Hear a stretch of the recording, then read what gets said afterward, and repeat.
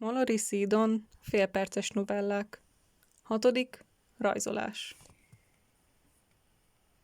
Ildi nem jött ki a legjobban az osztálytársaival, de az sem volt igaz, hogy rosszban lenne velük. Egyszerűen nem érdekelték őt. Legjobb barátaik a másik osztályból voltak, így rendkívüli módon unatkozott, amikor az énektanáruk már megint nem jött órára. Tömérdek rajztömbje közül egy sem volt nála. Vali óta nem szereti a rajzolást. Nézni kezdte sorstársait. Lili Marcéka hahotázott. Áron a könyveit böngészte. Krisztián Rami haját tépte, Kálmán pedig, mi van Kálmánnal?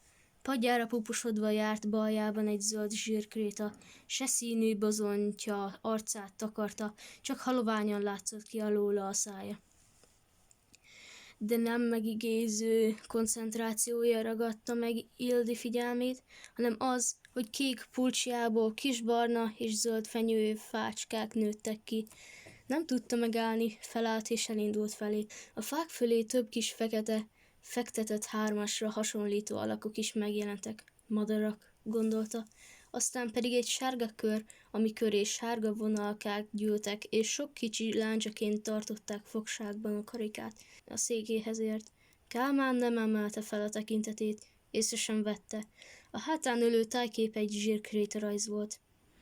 Nem akarta megzavarni, csak kíváncsi volt, hogy a fenyők a markában összegyűrődtek, vagy cukorkaként roppantak volna össze. Kálmán felriadt az érintésére. Mi az? Kálmán karja félig fette alapját. Ugyanaz volt rajta, mint amelyet az imént látott a pulcsin, és mielőtt jobban megvizsgálhatott volna, eltűnt. Csak a Kálmán előtti lap őrzi már a csodát. Kaphatok egy papírt? 2020. március 8.